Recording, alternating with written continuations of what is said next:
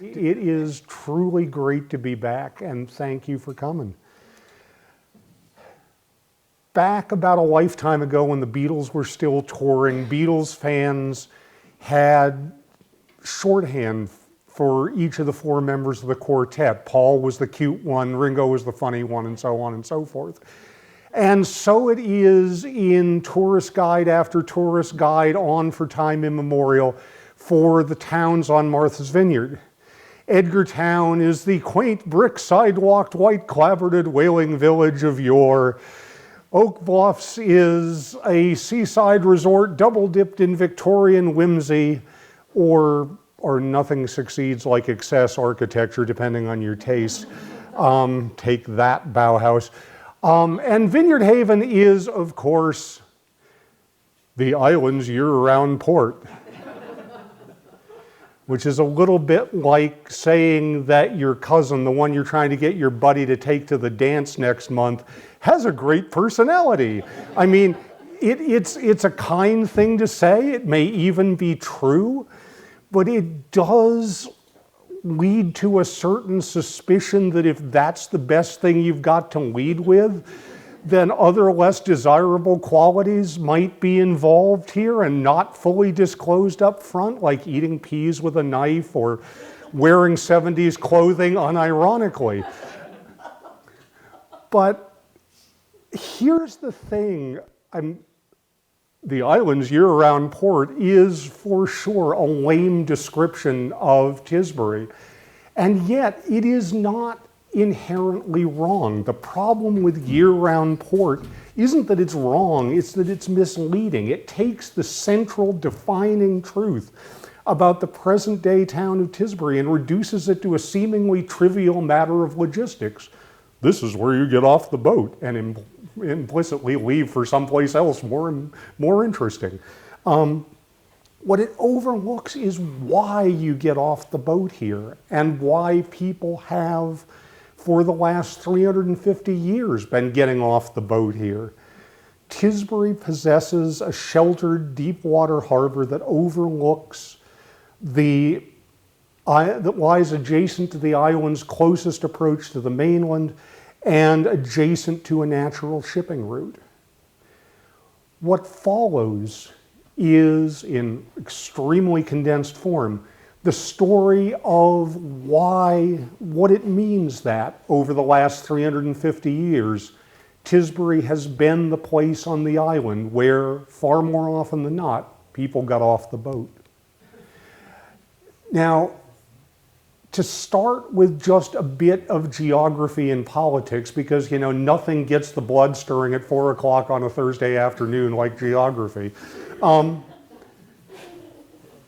English colonization of Martha's Vineyard begins on the western shore of what's now Edgartown Harbor and moves, broadly speaking, steadily westward over the next century or century and a half.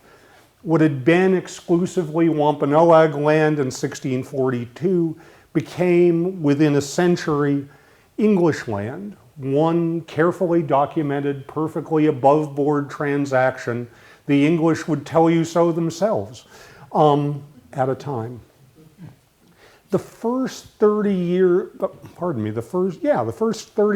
that process, 1642 to 1671, the colonial governors of New York pretty much ignore what Thomas Mayhew was doing, re-English colonization of Martha's Vineyard. Then one fine morning in the spring of 1671, Governor Francis Lovelace down there in New York, remember Martha's Vineyard, Dukes County, is still part of New York in those days, along with Queens County, Kings County, and Dutchess County. If you're ever down in New York and somebody asks you what the hell ever happened to Dukes County, well, Massachusetts snitched it in 1691.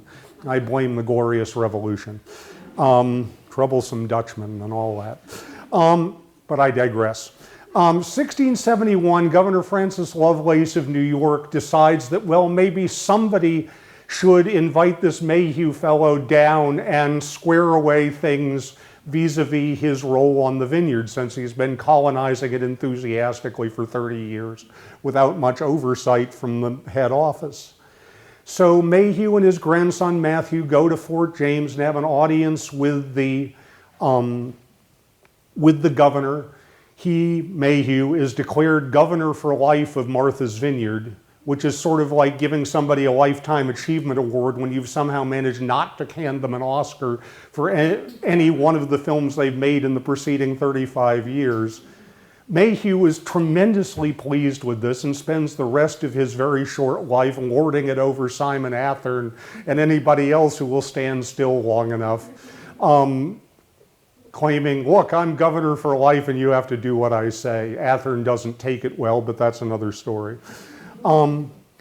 Mayhew also comes away with charters for the towns of Edgartown, which he's strategically named after the young son of the Duke of York, heir to the English throne. Doesn't work out well. The kid dies young, and so if you've ever wondered why Edgartown is allegedly the only Edgartown in the world, it's because it got named in that minute window of time when doing so seemed financially advantageous. And Tisbury, which Mayhew, in a rather less mercenary vein, names after his hometown back in Wiltshire. These charters, dated July 8th, 1671, 350 years ago today, if you don't account for the shift from Julian to Gregorian calendars in the 1750s, which virtually nobody does, so why should I start now?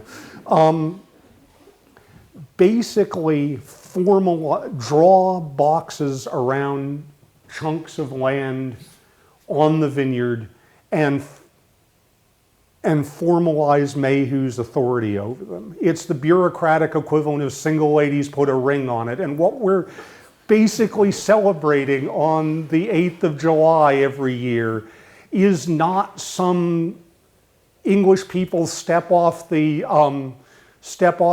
boat on the shores of Vineyard Haven Harbor and say, woohoo, let's found a town and dispossess the indigenous people. It's working so well everywhere else. But the moment when the English people in power do a bit of bureaucratic housekeeping and say, right, Mayhew, well done these last 30 years. You're now officially in charge of these two towns. Here are your obligations, including you have to send us 2 barrels of merchantable cod per town each year in exchange for your right to rule over them.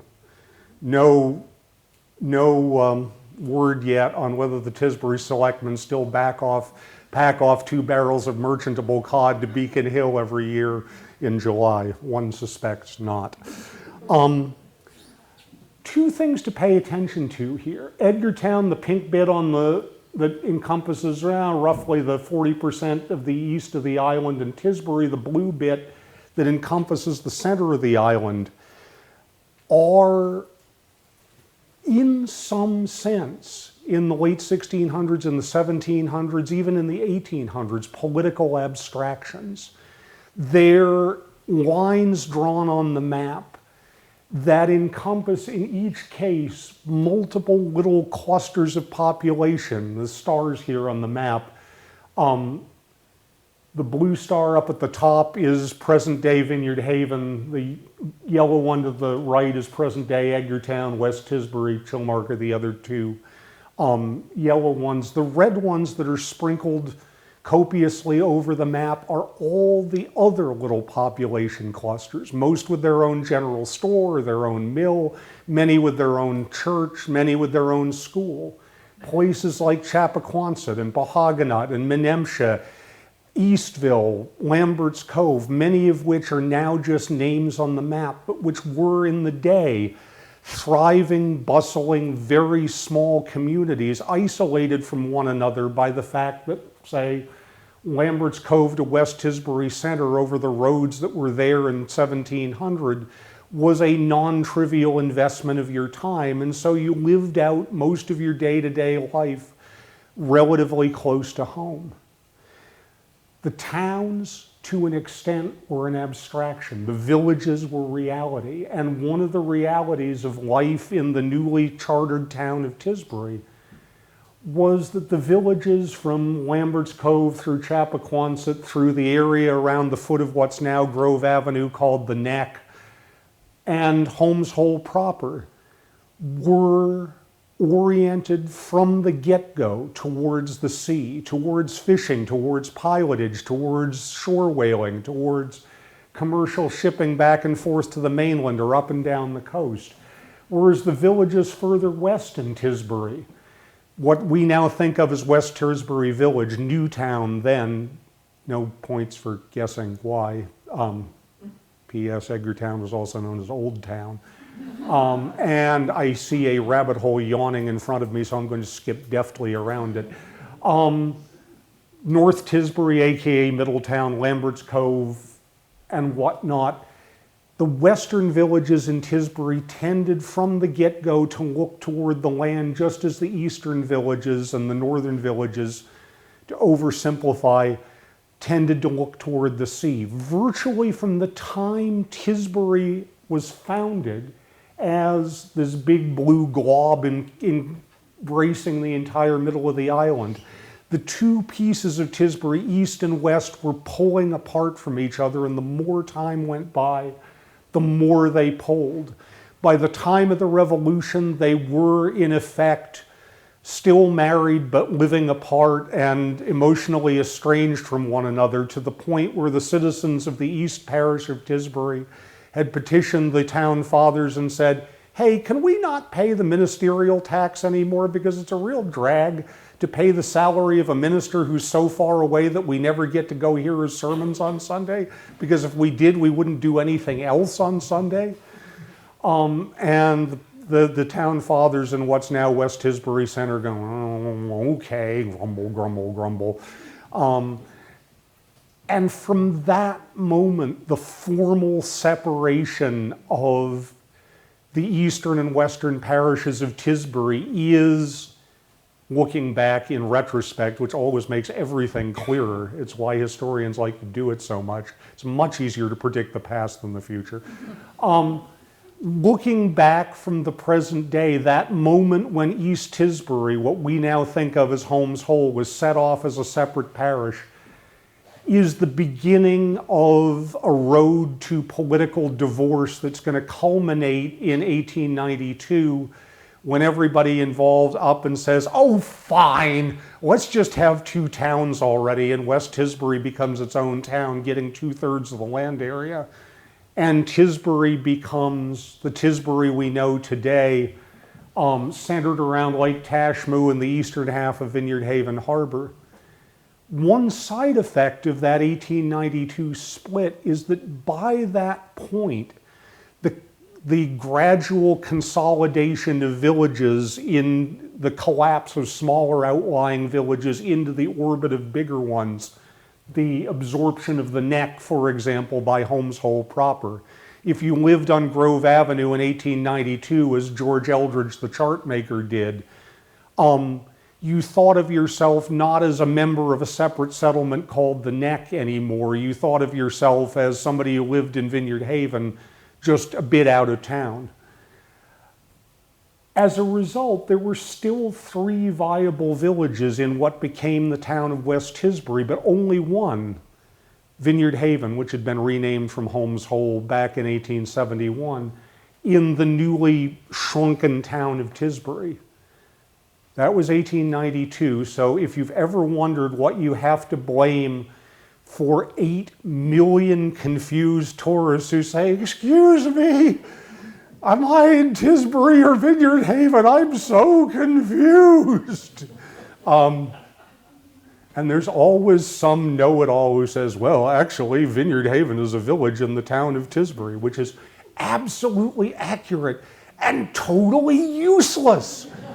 But if you've ever wondered why you get your mail in Vineyard Haven, assuming you live there, where you get your mail in Vineyard Haven but pay your property taxes to the town of Tisbury, blame the fact that when the great East-West Tisbury divorce happened in 1892, Tisbury proper only had one village left to its name, and so the village name Vineyard Haven became interchangeable with the town name, and a nuance that's inexplicable to everybody whose paycheck is not signed by the town of Tisbury. So from here on, although I want to drop back to the Revolution, I'm going to focus on the piece of Tisbury that is Tisbury today, the old East Parish of Tisbury, the bit that that got a third of the land and the name in the divorce in 1892. If you're wondering, why is it Tisbury and West Tisbury and not Tisbury and East Tisbury, suffice it to say that's another one of those yawning rabbit holes, but hit me up in the question period if you want, and I'll try and give you the short version. So what does it mean to live in Tisbury, to live alongside the island's greatest harbor and its natural point of entry from the mainland?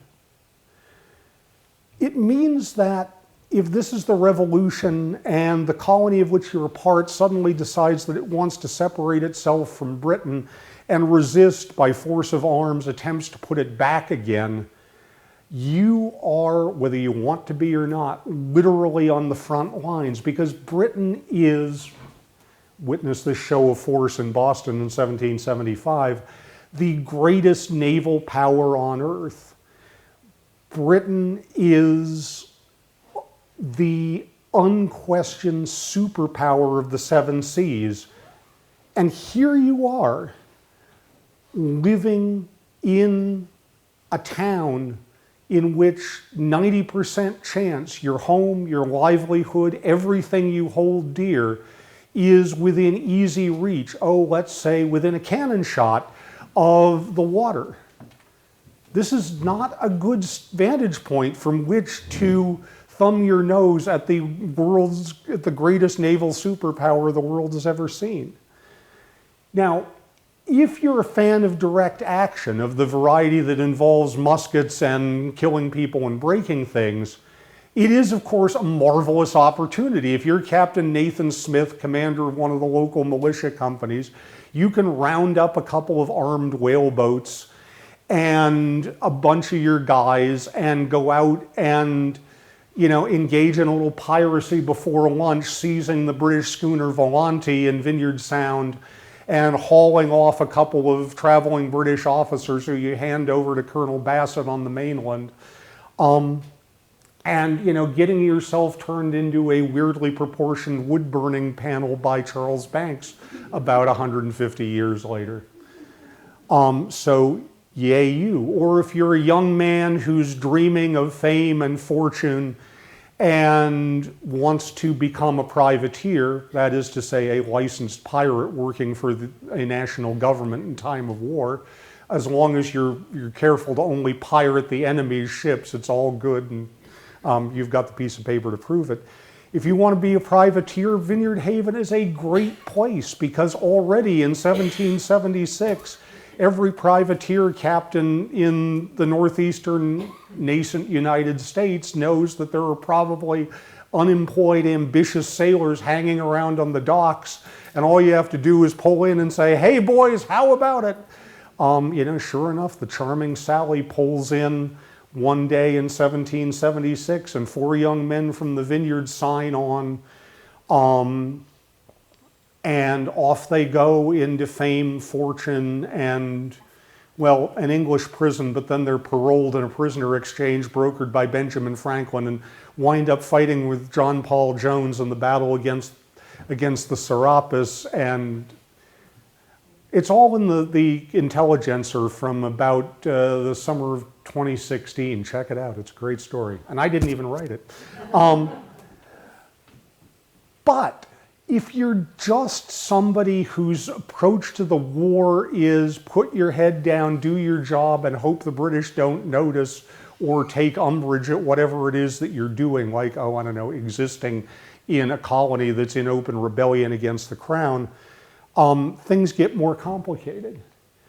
We remember the story of the 3 girls who destroyed the Liberty Pole on Mantor's Hill as a triumph of ingenuity and bravery and daring and girl power and all that other awesomeness. And it is. It absolutely is. It also now, we know, has the added virtue of being true, since we found the eyewitness account that one of the young women left behind when she applied for a Revolutionary War pension. The bit that tends to get left out is that the women blew up the Liberty Pole that night because the captain of a British ship had sailed into the harbor and said, "Hey, I've got a broken spar. It's a fine looking flagpole you have there. I'll be back for it in the morning."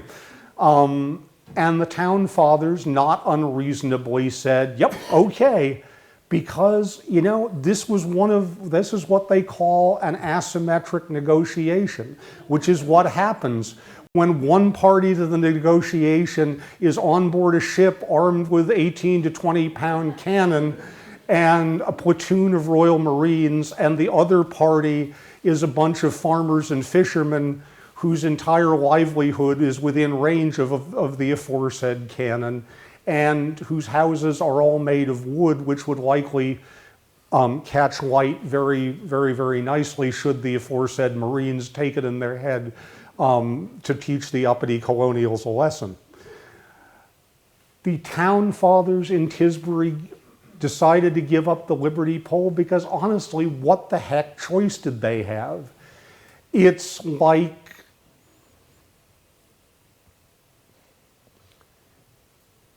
a game of chicken in which you're not behind the wheel of the car but tied to the grill.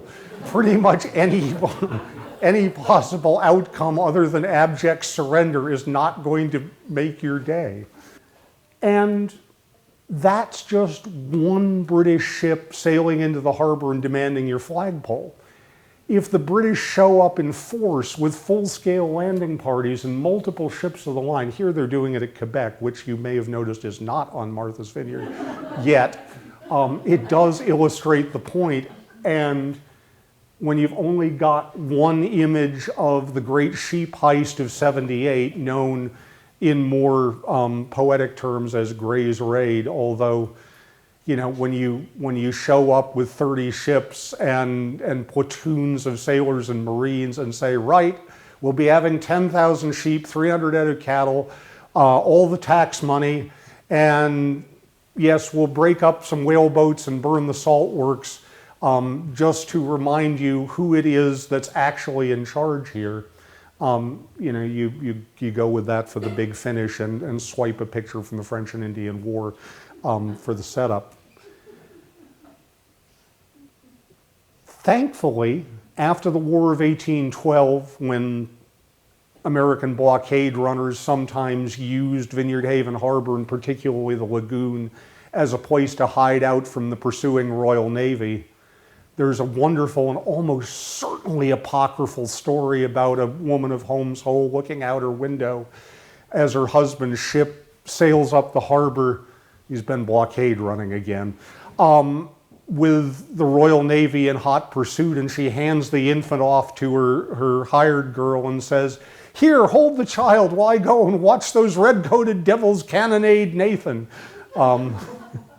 Which is, getting into that wartime spirit, I guess, although it always sounded to me like she's taking just a bit too much glee in the fact that British artillery is being directed at her husband.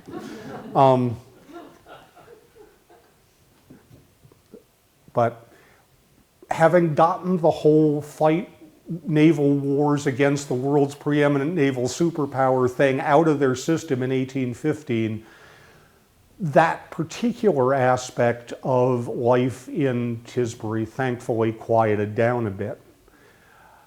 But as the Revolution gave way to something resembling peace, coastal shipping through Vineyard Sound and Nantucket Sound was overwhelmingly picking up. Because if you're going to sail from any place south of here to any place north of here, if you're going to go anywhere between, say, Havana and Halifax, on the coast of North America, if you're in your right mind, which admittedly not all 19th century sea captains were, but the majority, you're going to want to go between the Vineyard and Nantucket to the south and the Cape to the north not south of the islands and then out around the outer Cape, because why on earth would you sail south of the islands in the ocean with nothing but the odd shark fin between you and Brazil, if you could sail through the relatively sheltered, albeit narrow, rock and shoal-strewn waters of Vineyard and Nantucket Sound. Thus, ships sailed through Vineyard and Nantucket Sound. A lot of ships. No, more ships than that. No, really, really screamingly huge numbers of ships. The documentable numbers run to 40, 50,000 a year, maybe more. Year in, year out, from the late 18th century through the late 19th century. Vineyard Sound, Nantucket Sound were the I-95 of the 19th century North American commercial world. And the schooners like the one anchored in the foreground there, like the one behind the sidewheel steamer Massachusetts, were the 18-wheelers of their day. They were before railroads, before paved roads that would not cause you to question your life choices in becoming a teamster. Coastal schooners were the heavy transport vehicles of the 19th century. They hauled food and manufactured goods and stone and coal and brick and timber and everything else you could imagine, from points south to points north. They filled the harbor. This is probably about 1890 or so, a stereographic glass plate negative shot by Charles or Richard Shute, probably from the porch or the upper story of a house somewhere on West Chop. That's East Chop in the background, and that's one day's version of 40 or 50 ships a day pulling off to wait out the tide, to wait out the wind. When you look up and Tropical Storm Ethel is bearing down on you, except they're not named yet because that doesn't happen until after World War II. But it looks like the weather is about to get dirty fast and you want some place to be anchored and sheltered. There's Vineyard Haven, conveniently located partway through your passage south of Cape Cod. And so it was that Holmes Hole, Vineyard Haven, right through the late 18th century and into the 19th century. Here's the view from Eastville, about where the jetty beach on the far side of the lagoon pond is. This is what Vineyard Haven Harbor would look like. 50, 60 ships a day, like Zeb Tilton's Alice Wentworth. The Alice Wentworth, pictured here in the 30s, was based out of Vineyard Haven, and she was one of the last schooners sailing commercially in southern New England waters. By the 1930s, not to go down another one of those ever yawning rabbit holes, railroads, trucks, paved roads, and all that had basically supplanted the schooner for everything but high bulk, low urgency, low value cargoes. It was still, perhaps, if you were going from coastal port to coastal port, more efficient to ship your coal, your bricks, your granite from New Hampshire, your timber from Maine on the deck of something like the Alice Wentworth than it was to put it on a rail car or put it on the back of a tractor trailer.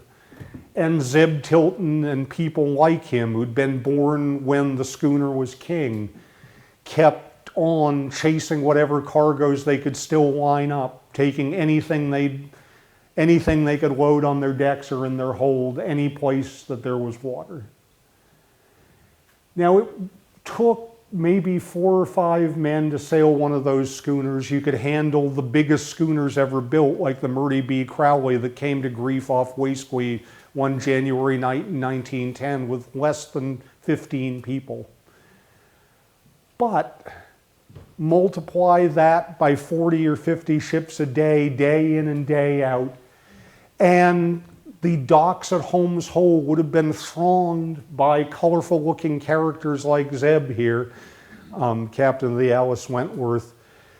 looking for places to restock the fridge and the pantry of the ship, looking for places to buy new charts and equipment, looking for places to get repairs, looking for a drop of liquid refreshment that they might not serve you at more respectable places, looking for feminine companionship, perhaps.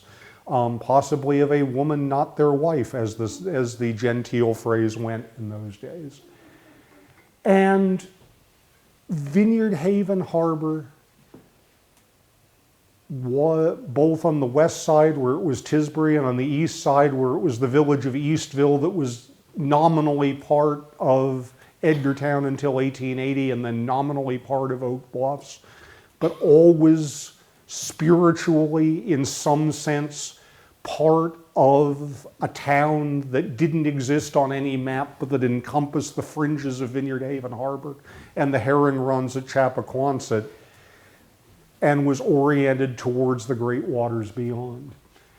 This is Lord's Chandlery and Marine Railway at the foot of what's now Grove Avenue in what was then still a thriving village called the Neck. That building behind it with the center chimney is now the Jewett House. It was a tavern then. It had been a tavern since before the Revolution.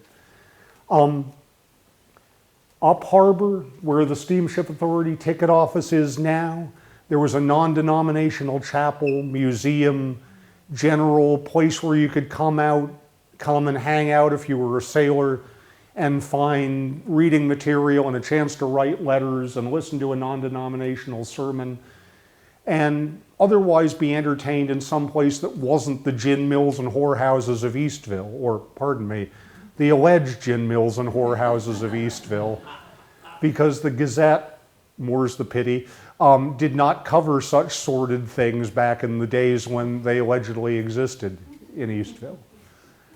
A little further up Beach Road, from 1845 on, there was another marine railway, a shipyard capable of building schooners like the ones that sailed by out front. It was started by the town doctor, Leroy Yale, who, amusingly enough, went to Harvard, and Thomas Bradley, who never saw a merchant venture that he didn't think might be interesting to invest in.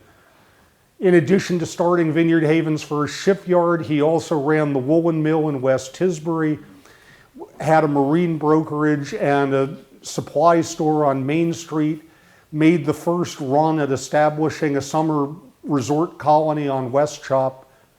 It didn't work, but he only missed it by about 5 years. The next run at it actually succeeded and is still there. But Bradley and Yale's Marine Railway was a natural counterpart, like the ship chandleries, like the Bethel, like, I don't know, this building, I know I've seen it somewhere. A natural counterpart to Holmes Hole, later Vineyard Haven, and Tisbury as a whole's status as one of the premier ports of refuge along the Atlantic coast. Because ships stopped here, because they needed refreshment, repairs, medical treatment, spiritual counsel, Vineyard Haven and surrounding villages became what they became, and the people of those villages, the people of Tisbury, overwhelmingly lived economic lives oriented towards the sea.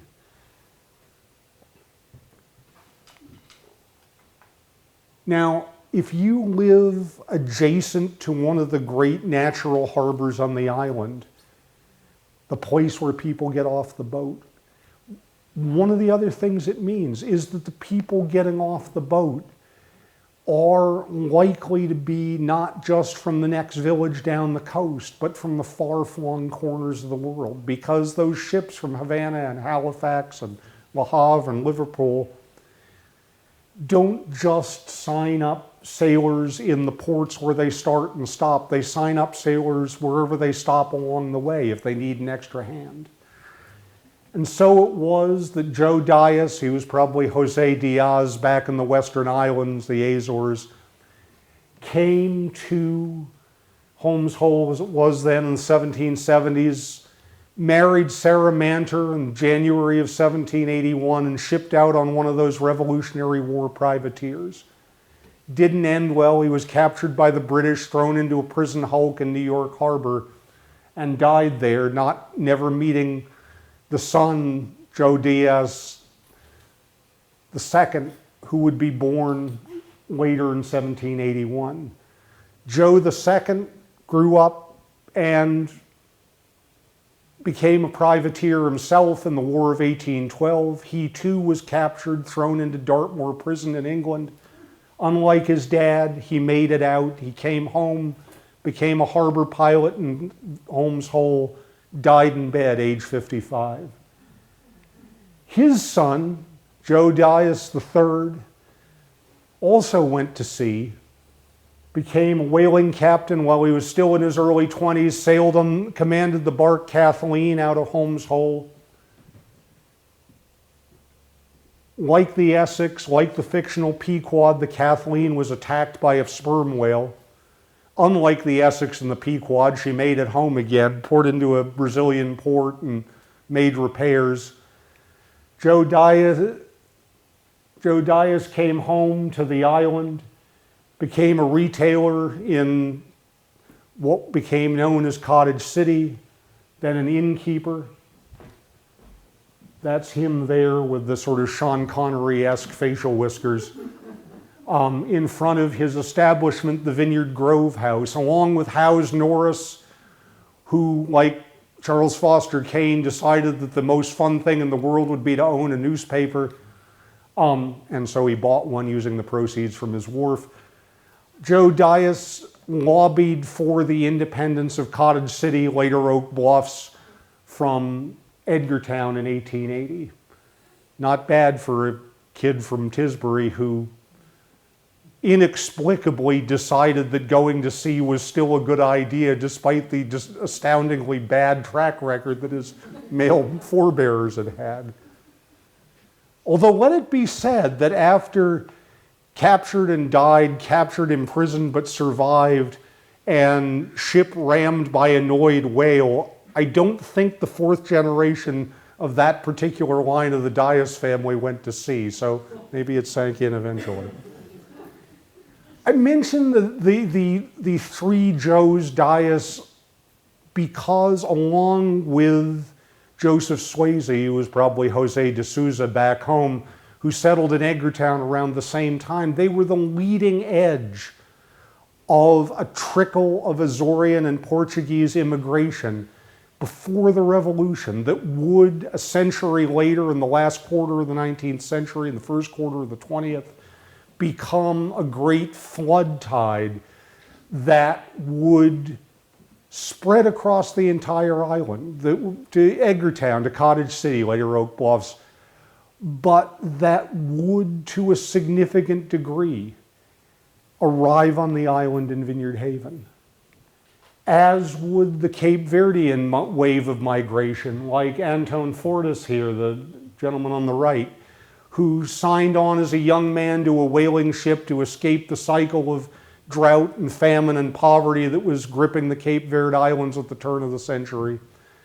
Like a lot of young whalemen, he left the sea while he was still relatively young, did factory work in New Bedford, eventually married and settled on the island. He was for many years the custodian at the Tisbury School, regaling the kids with stories of his youth when he was hunting whales in the North Atlantic from the deck of a schooner.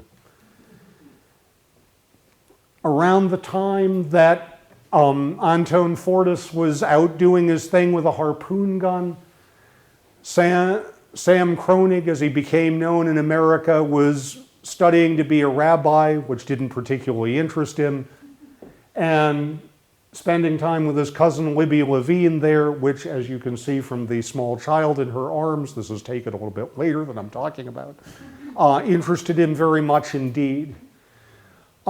Sam attracted the attention of the Tsar's card-carrying representatives, who indicated a desire that he too enter the Tsar's service, and also that, being a Jew, he observed the curfew, and they made their displeasure at his violation of the curfew known by beating him severely about the head and shoulders. This Sam decided he did not need, and he booked passage using all the money he had available to him for America. First the east side of New York, then New Bedford, finally Martha's Vineyard. He settled there, found work in a grocery store. Soon he sent for his three brothers, Henry on the left, Tebby and Edward, and between the four of them, they founded a grocery store. Maybe you've heard of it. They passed it on to Sam's sons, Robbie and David, David being the baby in the two pictures ago, and on it went. Henry didn't like the grocery business, so he started a real estate agency. Maybe you've heard of it.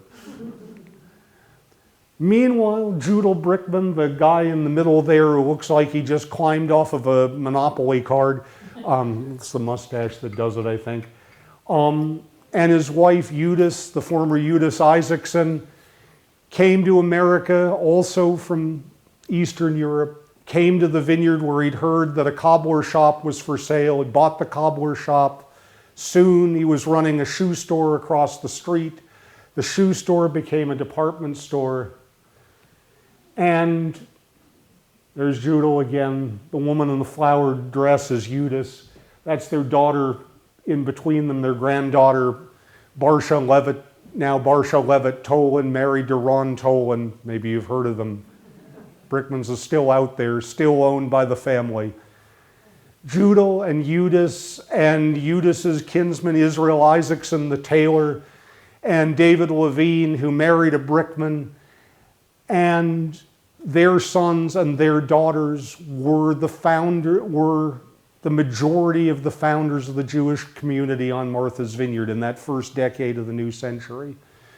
Alfred Hall settled in Edgartown, but other than that, the nucleus of the Jewish community and the Jewish Community Center founded by these first two generations, the center of Jewish life and culture on the island still, is in Tisbury.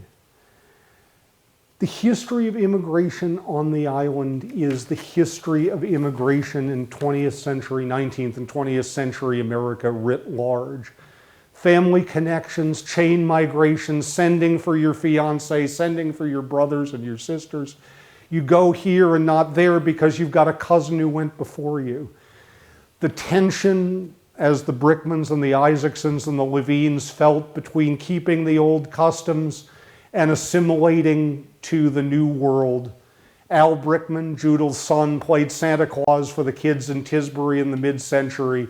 He joined the Rotary Club. He was one of the founders of the Bass Derby in 1946. And believe me, if you ever want to see a man who looks like he's been handed a bass and he understands it's a great publicity opportunity, but he's thinking, what the hell do I do with this thing? That man is Al Brickman, a great pillar of the community, but a fisherman he does not make a credible example of. The long, multi-generational climb up the economic ladder. The first generation getting whatever work they can, the second generation starting to own shops and move into the skilled trades, the third generation opening real estate offices. Okay, so Henry Kronig was ahead of his time. Running for selectmen, becoming doctors, dentists, police chiefs, fire chiefs, school principals. And since the 1980s, with the arrival of Brazilian immigrants to the Vineyard in general, but to Tisbury in particular. Hey there, Elio Silva, owner of more food service establishments of various sorts than I can keep track of anymore. The beat goes on. One last thread to the story as time grows short. I'm going to move on before I start doing a Christmas carol here. I'm a large, absent-minded spirit. Last thread. Eventually, okay, actually it was about the 1890s, the sales in Vineyard and Nantucket Sound begin to turn to steam. The schooners begin to give way to tugboats, pulling strings of barges that no longer need to wait as often or as long for the tide to turn or wait at all for the wind to shift.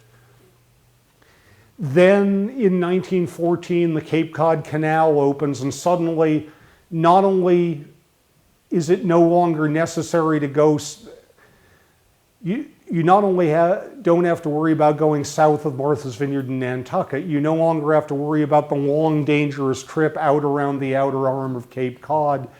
You can just cruise up Buzzards Bay through the canal, and the next thing you know, you're having dinner in Plymouth, or you're waving at Plymouth as somebody makes salt pork and fried potatoes in the galley again. Oh my God, for the third time this week. Sorry.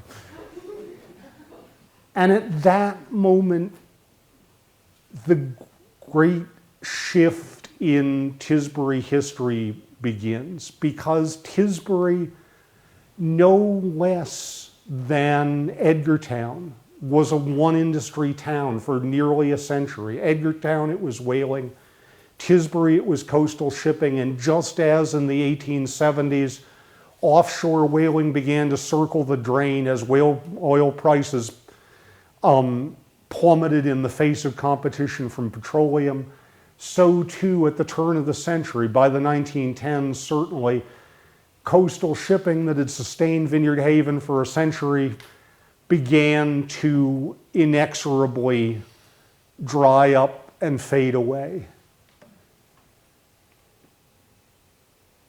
The three-master on the right there is a traditional old cargo schooner, but the three sleek ones coming at the camera, the ones with all the headsails and the ones with the sails set between the gaff and the mast, those are rich man's toys. Those are schooner yachts from the New York Yacht Club that cruised up Vineyard and Nantucket Sound every summer and anchored in Vineyard Haven Harbor and went ashore in their tenders to the New York Yacht Club station at the foot of New York Avenue. And if you're ever wondering why it was New York Avenue, that's part of why. Those guys, like Vanderbilts and Astors and other people who bought and sold entire corporations for sport, they were the leading edge of a transformation in the vineyard economy, because just as proximity to the mainland and proximity to the shipping routes had made Vineyard Haven a perfect place to build an economy that served the commercial coastal shipping industry, so too, it improbably enough made Vineyard Haven, made Tisbury, a seemingly ideal place to establish a new summer resort center. We think of the summer resort economy on the island as Oak Bluffs hitting it out of the park time after time after time after time, starting in 1865. Woohoo, boys, let's put on a summer resort. And the next thing you know, you've got hot and cold running Victorian hotels and tabernacles and Union Chapel. Great exhibit upstairs, don't miss it. And wharfs and the Summer Institute and the Flying Horses and the whole 9 yards. But second most successful, second most committed, woohoo, let's create a summer resort, Tisbury. Oklahoma, where the wind comes sweeping down the plain and where two of our esteemed audience members live. One of those summer resort subdivisions laid out across the northern part of the vineyard in the 1870s, in the aftermath of the success of Oak Bluffs.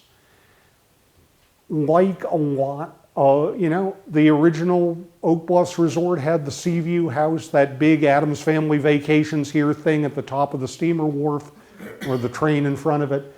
Oklahoma, at the head of the eastern lock of the lagoon, had Innisfail, which inexplicably had an onion dome on its turret, because It's the 1890s, boys. Why the heck not?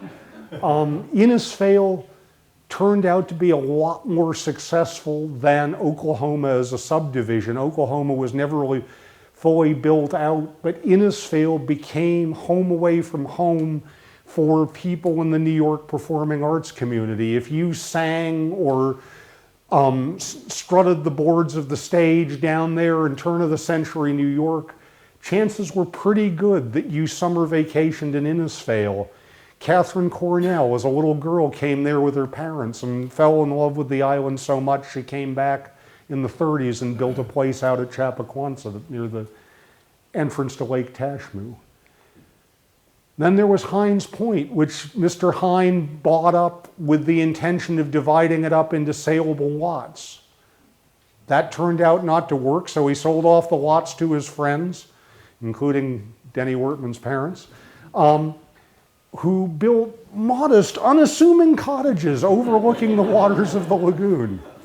And Mr. Hine, being one to dream no small dreams, built a footbridge from Hines Point over to Beach Road because Lagoon Pond Road didn't exist yet, and the existing way into town from his house was a real drag, and walking across the footbridge seemed like a much better deal.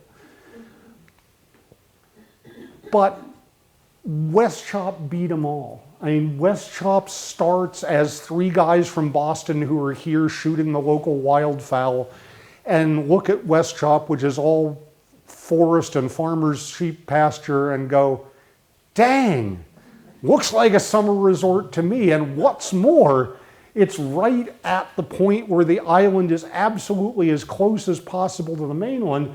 So as long as we're carving up the former sheep pasture into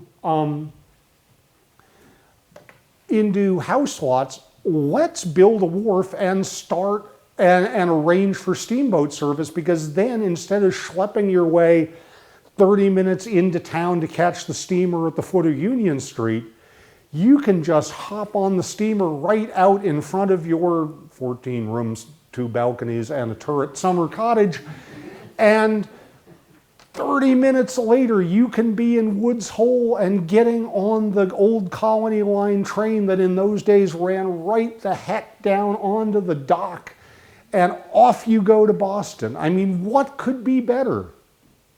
Not much, said a bunch of people. And West Chop in the late 1880s and the early 1890s flourished with a hotel and a casino, that is to say a multi-purpose entertainment building, not a place where you played baccarat and roulette and whatnot.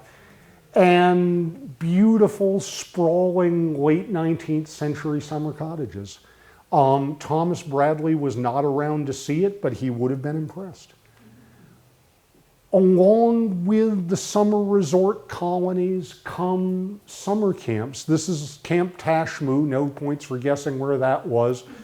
Camp McConaughey, which was held by the Girl Scouts for a few years on the grounds of one of the less successful resort ventures, the Hotel McConaughey, no points for guessing where that is either. Camp McConaughey, I shamelessly stole this from the website of the YWCA in Boston, but it is just way too cool a picture not to include here. Camp McConaughey was reconstituted after World War I as Camp Winnicott on Vineyard Haven Harbor, and it persisted for a number of years thereafter, run by the YWCA as a place for, they put it more diplomatically, but working class young women from the city to come and get some fresh air and some culture and breeding weight on them. Breeding as in the sense of gentility, not in the sense of reproduction, mind you. The St. Peter School of Sport got started in 1939 in a house on West Chop. Eventually in 1959 took over this building for a number of decades. And it tapped into a revitalization of the old local shipbuilding tradition that had shifted from building coastal schooners and brigs and workboats to building racing sloops like the Menemsha or the Vineyard Sound Interclub or the Vineyard Haven 15, all of which were part in the 1920s and 30s of an emerging yachting culture on Vineyard Haven Harbor, which catered to all those people with summer cottages and people who sent their kids to sleepaway camp, and took advantage of the fact that the old Colony Railroad connecting with the steamers from Woods Hole and docking at West Shop, docking at downtown Vineyard Haven, brought the vineyard within easy reach of a whole new body of summer tourists. I don't want to overstate Tisbury's contribution to the summer resort economy. It was always a distant second to Oak Bluffs, which had literally been built on a blank sheet of paper as a purpose-built planned summer resort.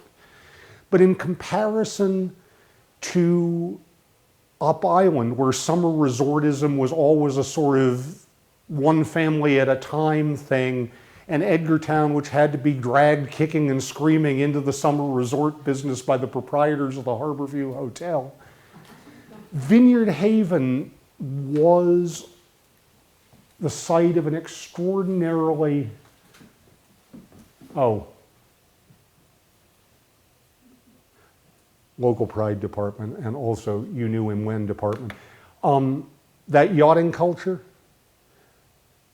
only one yacht club in the history of American amateur sailing has ever won the National Junior Championship 4 consecutive years. And that was the Vineyard Haven Yacht Club, founded in 1928, which won it in 33, 34, 35, and 36. After having won it for the first time in 1930 and then one last time in 1948, when these 4 fine, upstanding young men, the skipper on the left there looks about 12, but we'll overlook that.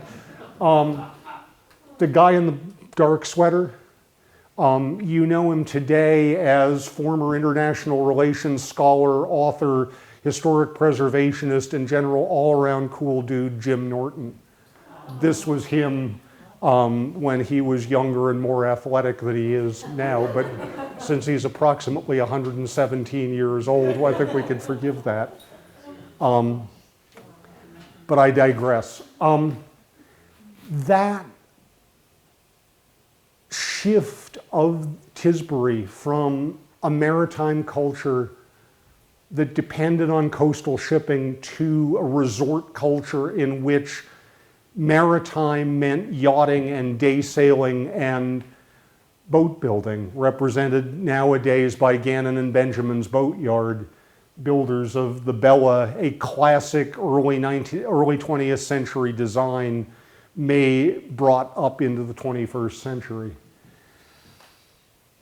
It wasn't a perfect pivot from an old one-industry town to a new one-industry town, but as vineyard history goes, it was pretty darn graceful.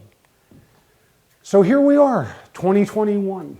Tisbury still wraps itself around the vineyard's preeminent deep water harbor. Tisbury still faces the sea. There are still schooners in Tisbury, in Vineyard Haven Harbor, albeit now designed to take people out on day sails or kids on week-long experiences on the high seas. But Tisbury today is still the lineal descendant of the Tisbury that was created 350 years ago, when Thomas Mayhew's charter drew a box around the landward-facing villages to the west and the seaward-facing villages to the east. It's still where people get off the boat, and it's still, please, will the gods of the chambers of commerce listen to me, needs a better one-line description of what it is. Thank you all. It has been a pleasure.